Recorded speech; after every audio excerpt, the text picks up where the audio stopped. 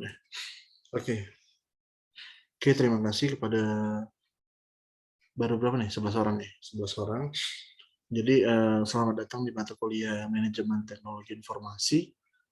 Jadi di mata kuliah ini saya sendiri yang mengajar, tidak ada tim. Nah, untuk perkuliahan kita masih daring di sini. Terus mungkin tadi ada yang nanya di japri saya, untuk absensi agak sedikit berbeda. Jadi setiap absensi saya memberikan password yang berbeda-beda setiap pertemuan. Passwordnya di mana? Passwordnya ini yang sedang ditampilkan sekarang. Jadi password itu nanti ditampilkan di awal-awal slide. Contoh itu 0x66 OQ kecil. Jadi setiap ngisi absen hari ini, silakan gunakan attendance itu.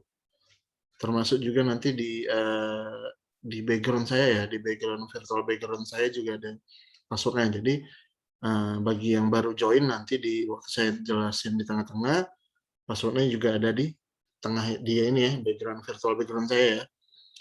Nah, untuk materi MTI sendiri, materi apa saja yang akan dipelajari itu bisa kalian cek di RPS ya. Silakan di-download, dibaca-baca lagi. Nah, terus untuk penilaian kita ada UTS, ada UAS, tapi yang pasti daring untuk UTS dan UASnya, dan ada beberapa tugas nantinya untuk mungkin mengganti beberapa pertemuan.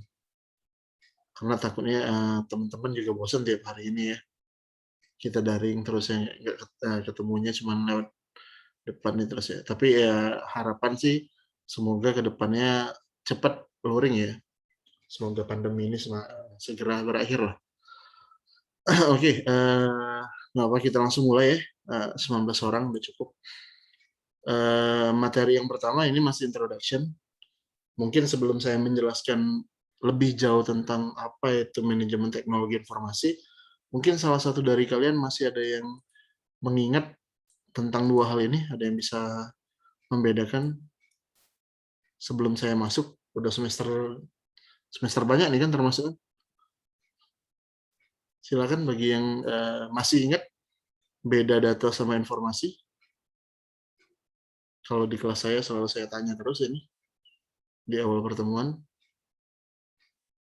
Monggo silakan.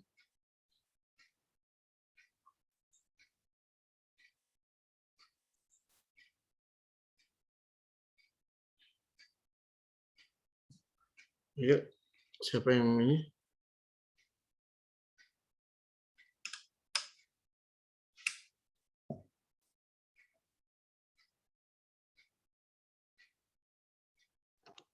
Boleh izin menanggapi, Pak? Boleh. Sangat boleh malah. Kalau menurut saya, data itu adalah sekumpulan apa ya, kayak sekumpulan sebuah apa ya, kayak abstrak gitu, Pak. Masih apa ya, masih belum tersusun gitu. Masih acak dan apa belum bisa diambil apa sih data ini. Nah, sedangkan kalau informasi itu menurut saya sekumpulan data yang sudah terfilter untuk menampilkan informasi tertentu, misalnya kayak informasi mengenai vaksinasi. Nah, nanti akan dimunculkan data-data dari vaksinasi tersebut, Pak. Gitu. Ya, oke. Oke, alhamdulillah masih ada yang ingat berarti ya. Oh iya, wait, sorry. Jadi nanti waktu akhir kelas ingetin saya untuk screen ini ya, foto bareng-bareng ya. Oke, bener kata Iqbal tadi. Jadi Iqbal bener ya tadi ya. Jadi beda data sama informasi, di mana informasi itu harus melalui proses kalau Iqbal bilang tadi filter. Ya filter sebenarnya kalau kita bahasa umumnya diproses ya, diolah. Nah makanya kalau di dalam konsep ilmu IT itu sejauh ini baru ada data mining, tidak ada data informasi. Sorry, informasi mining tidak ada. Mengapa? Di dalam data mining Tujuannya untuk apa? Tujuannya untuk menghasilkan informasi.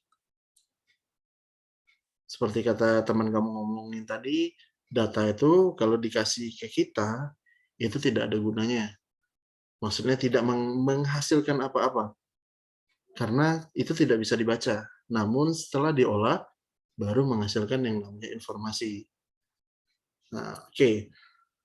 Itu tentang data versus informasi. Yang kedua mungkin refresh lagi tentang SI, jurusan kalian. Seperti yang kalian tahu, SI itu pasti tidak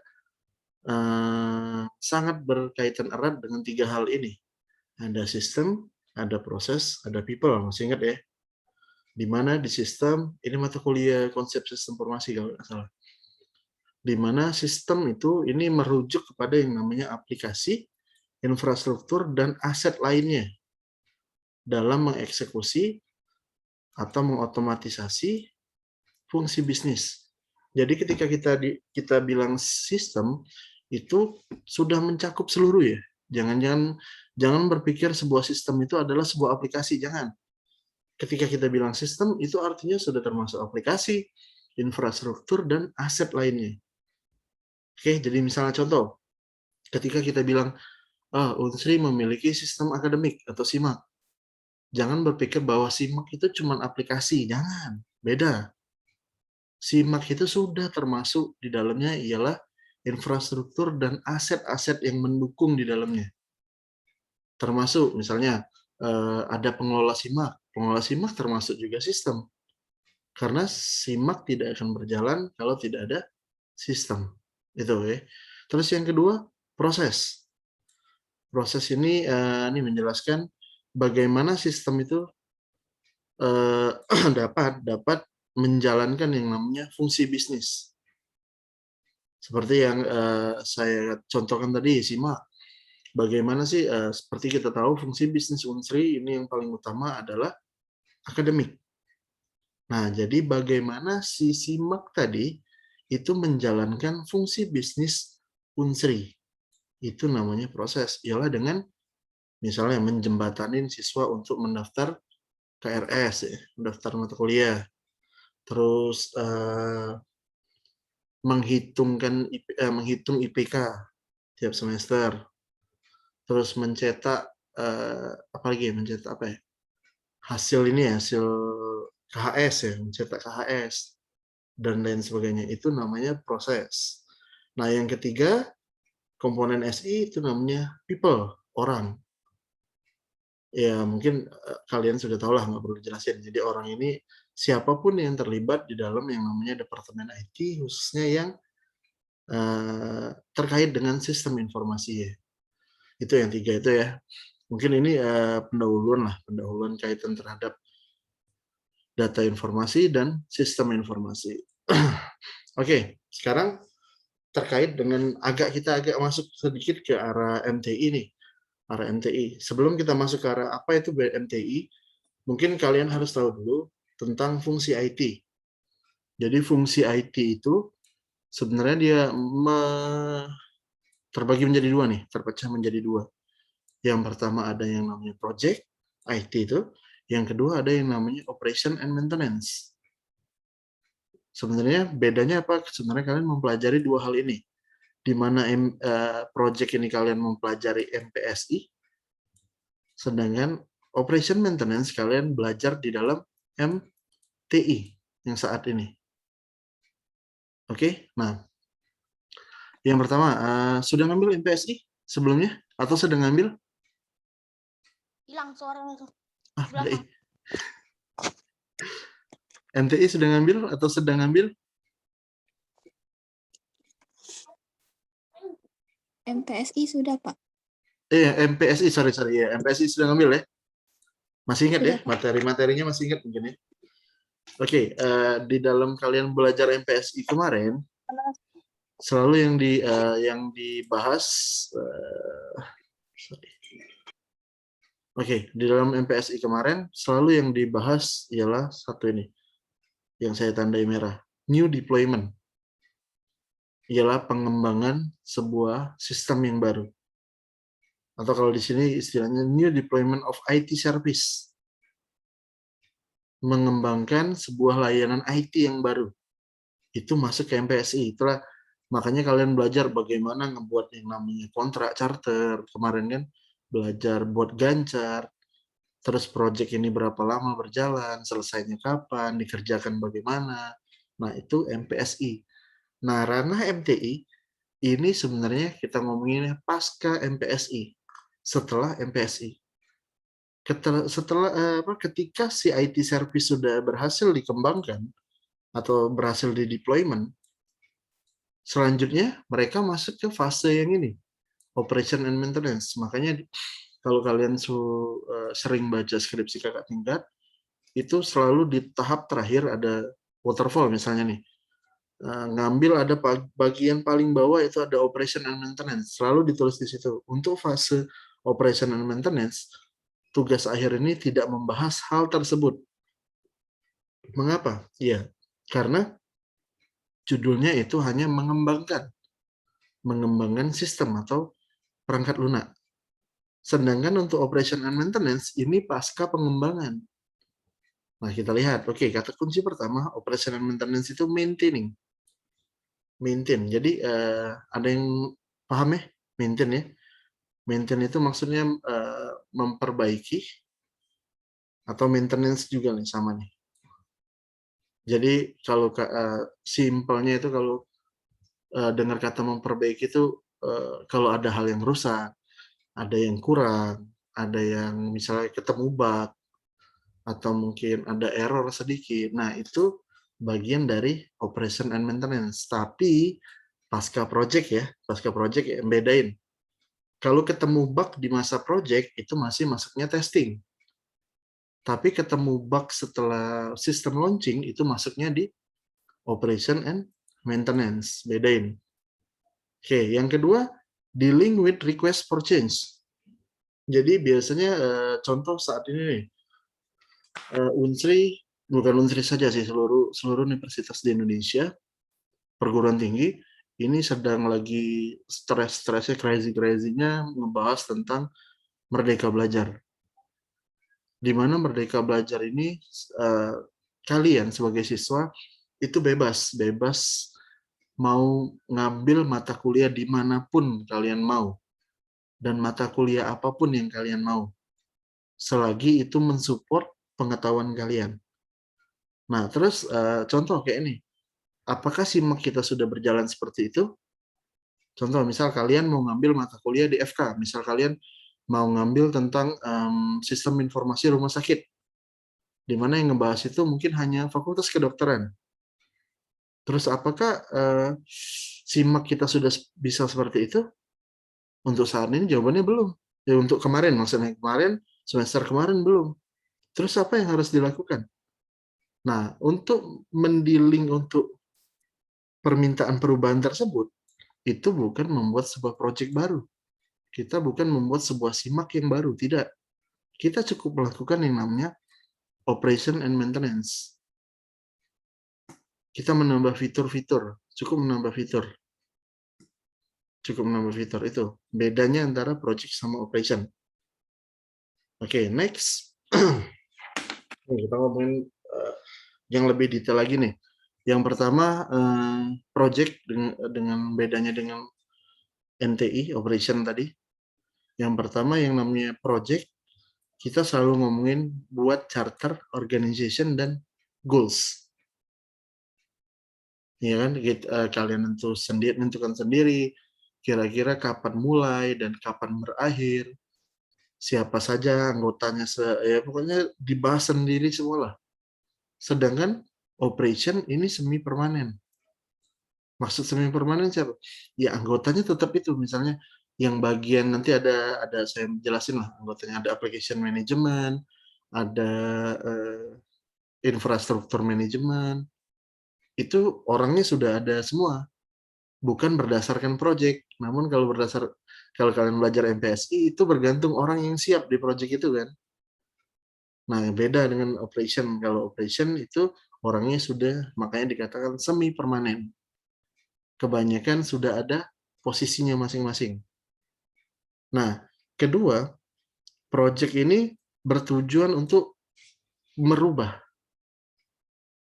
merubah sesuatu, misalnya contohnya e-learning yang kemarin kita belajar melalui luring, menggunakan luring, saat ini gara-gara ini tadi COVID, kita merubah luring itu menjadi daring menggunakan e-learning.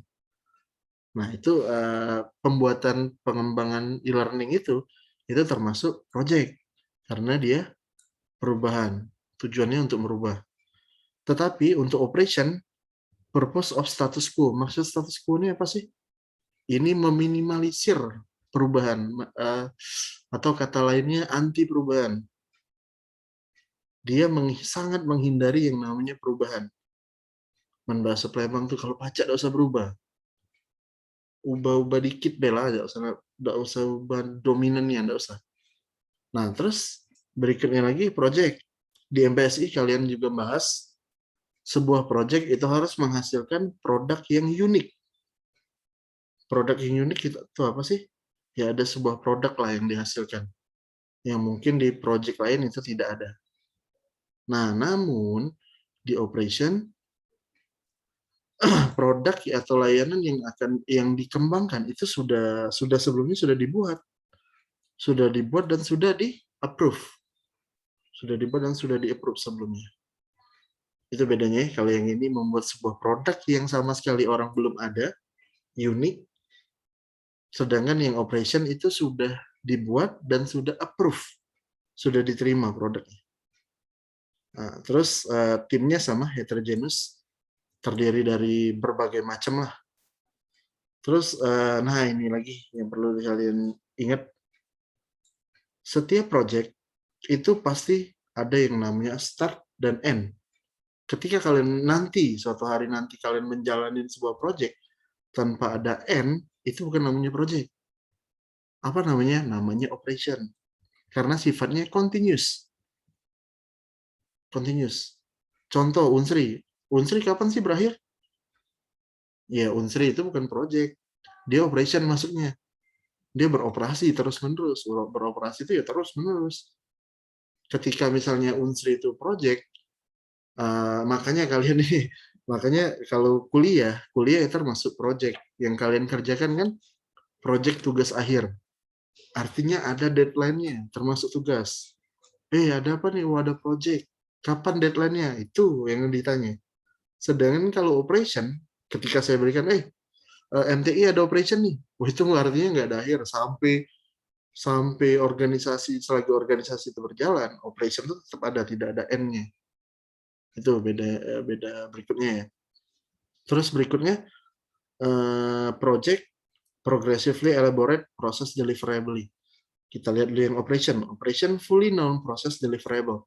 Jadi proses yang disampaikan kepada si customer itu harus diketahui. Bertahapnya sudah harus diketahui.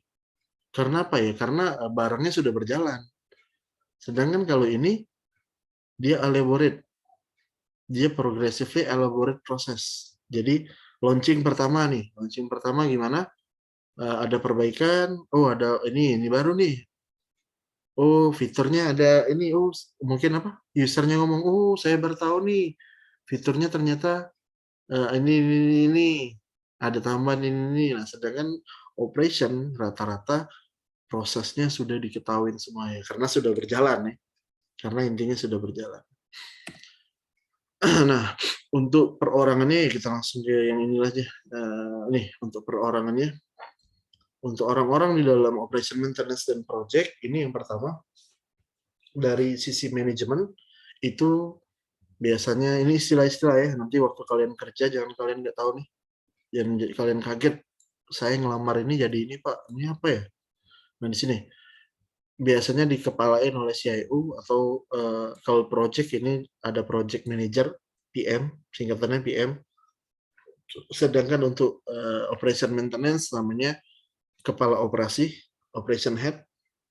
Nah, di sisi aplikasi, yang manajemen aplikasi, merancang aplikasi, manajemen aplikasi, di dalam project itu namanya business analyst, BA.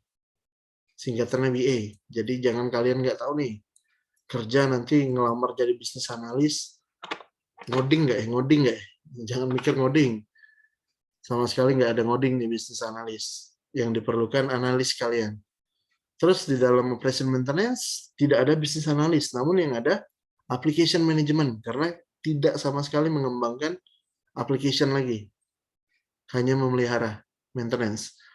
Terus programmer sama-sama developer, tapi bedanya kalau yang ini dia di bawah AM. Developer ini ngikut di bawah AM. Sedangkan project developer ini pun dipecah lagi kan. Developer kalau sekarang ada yang namanya front end,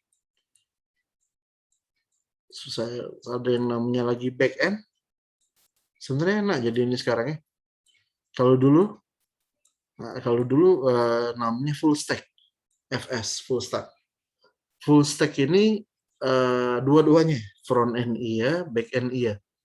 Tapi di beberapa perusahaan yang termasuk besar lah ya, front end sama back end ini dipecah. Ada yang ngurusin antara user dengan aplikasi, itu bagian front end. Yang ngurusin aplikasi dengan mesin, itu bagian back end. Nah, jangan kalian kaget. Nah, mau hobinya yang desain aplikasi, yang terkait langsung dengan user, niat hobi kalian kayak itu, jangan berlari ke back end. Jangan salah lah waktu kalian ngelamar kerja nanti. Termasuk full stack. Full stack ini kalian harus menguasai seluruh, baik front end maupun back end. Nah, terus ada lagi ITOM. IT Operation Maintenance. Jadi untuk daily operation-nya ini nama timnya IT Operation Management. Untuk project ini tidak ada. Termasuk service desk juga tidak ada project.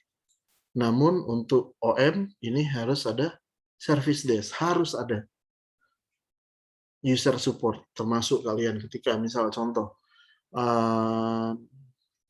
provider ada masalah, ketika dia tidak ada service desk, apa yang terjadi? Ya customer ngamuk, bingung mau ngadu kemana nih, ya kan? Misalnya provider internet mati tiba-tiba, mau ngelapor kemana? Itu pentingnya yang namanya service desk atau user support. Nah, terus berikutnya technical infrastructure.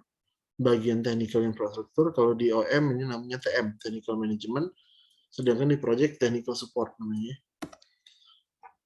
Nah, terus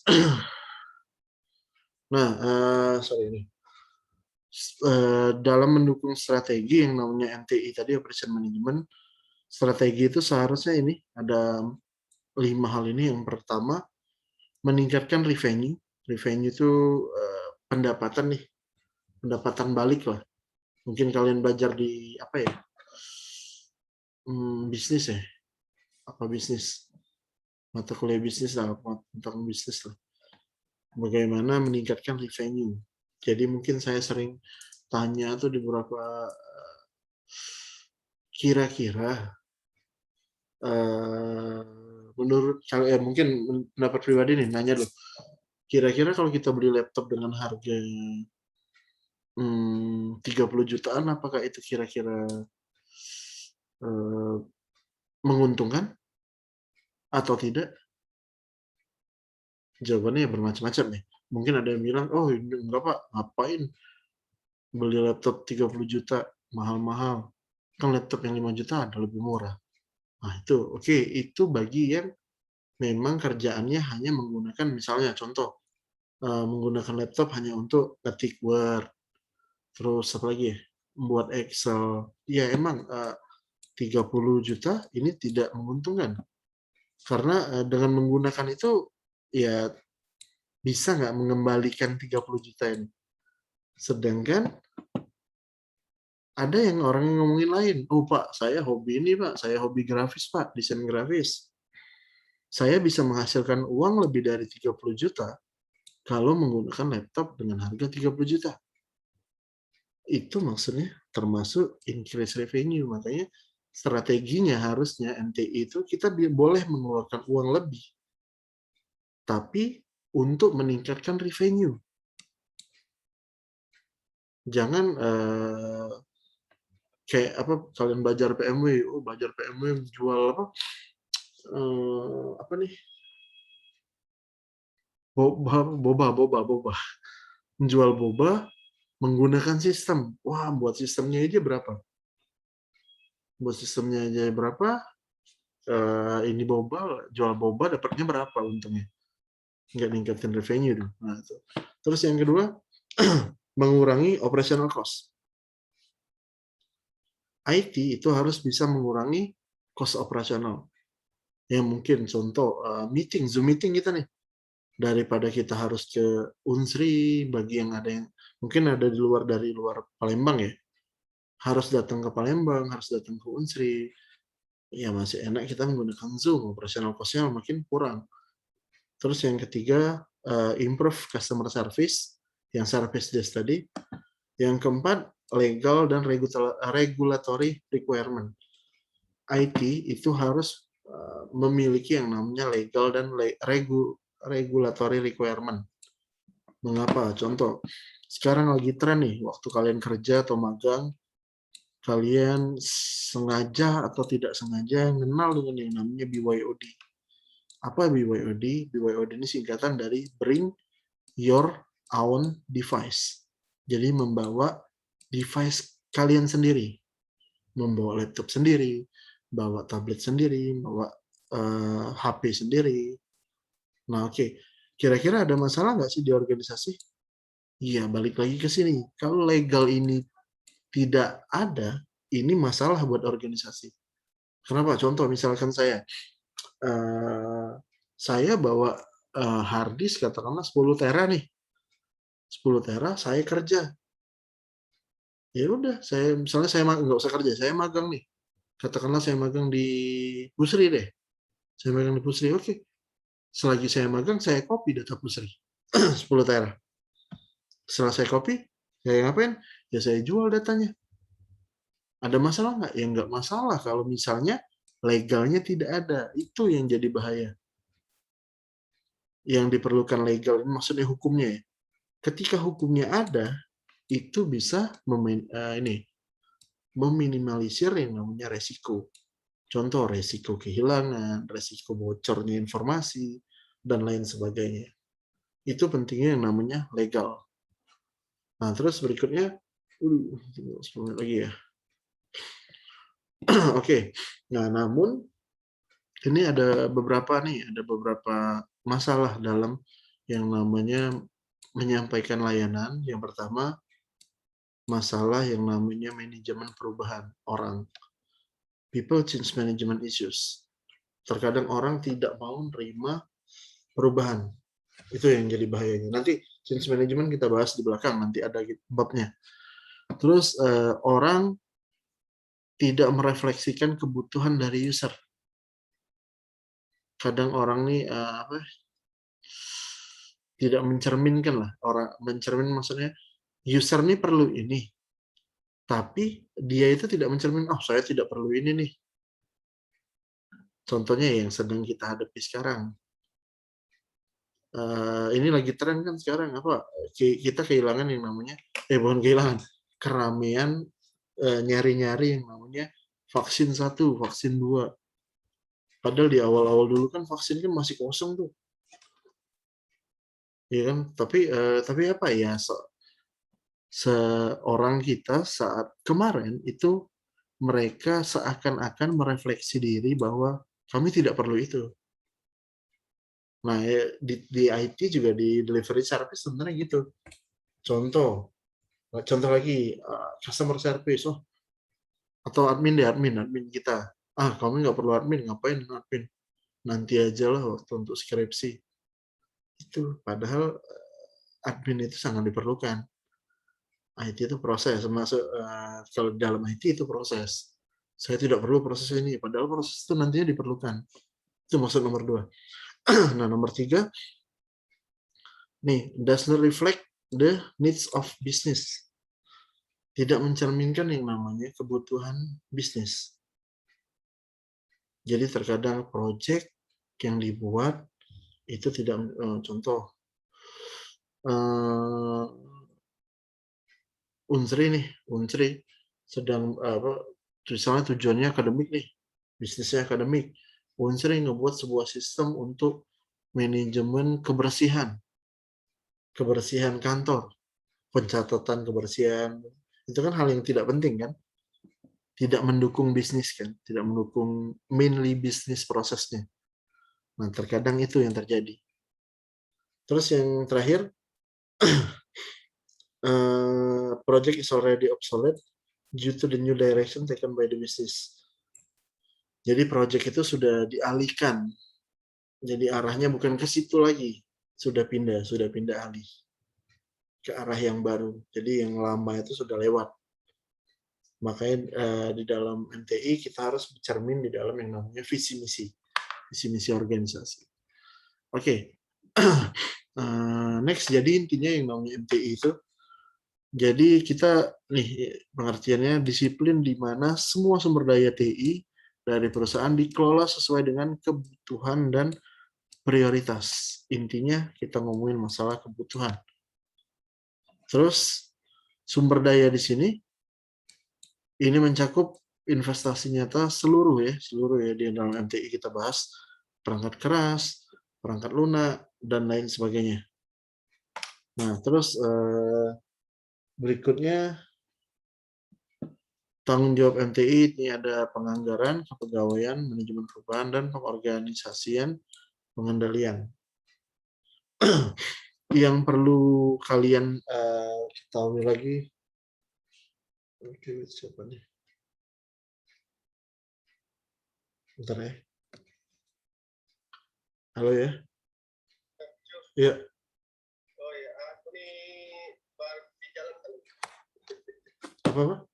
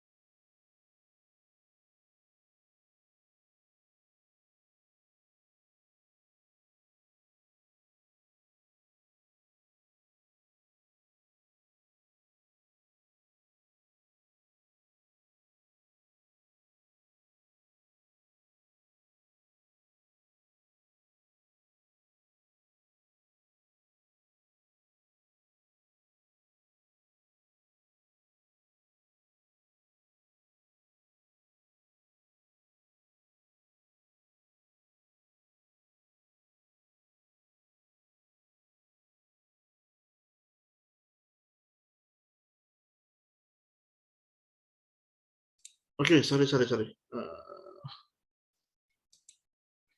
Oh iya, lupa ini ya. Saya juga lupa start video dari tadi. Oke, kita lanjut lagi nih. Hal penting yang perlu kalian ketahui juga nih, beda MSI sama MTI. Ada 2 mata kuliah, tes. Oke. Di dalam MSI, ada mata kuliah MSI, itu lebih condong ke yang namanya nih, metode manajemen terkait dengan otomatisasi dan dukungan pengambilan keputusan manusia. Jadi lebih ranah ke manajemen ya, manajemen pengambilan keputusan. Sedangkan di MTI ini lebih kuat ke nih, kalau kita lihat MTI mengacu pada kegiatan mana saya? Nih, pada kegiatan manajemen terkait IT dalam organisasi. Jadi kalau IS itu keseluruhan, kalau MTI ini hanya khusus yang bidang IT saja. Jadi kalau yang ngomongin proses bisnis dan lain sebagainya itu MSI. Yang ranahnya ke organisasi pengambil keputusan ya, manajemen ya, itu MSI. Sedangkan kalau yang lebih ke IT itu masuknya ke MTI. Itu yang bedanya ya. Ya mungkin. Nah, terus di dalam yang kita pelajarin di mata kuliah ini, yang pertama ada yang namanya tata kelola IT governance. Yang kedua ada ITSM. Nanti untuk anak baru ya, anak baru ini ada mata kuliah baru, ada namanya ITSM. Terus yang ini business alignment. 3 ini yang dipelajari dalam jurusan kita. Oke, silakan kalau ada pertanyaan.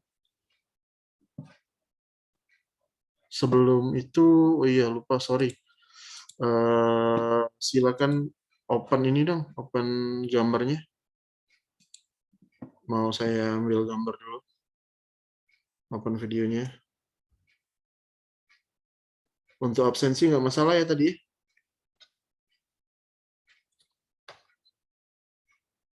Untuk absensi tadi kodenya, kodenya ini saya salah sini. Ini 0x66OQ ya. Oke. Saya screen cap ya. Print screen ya. Oke. Silakan kalau ada pertanyaan kaitan absensi atau perkuliahan.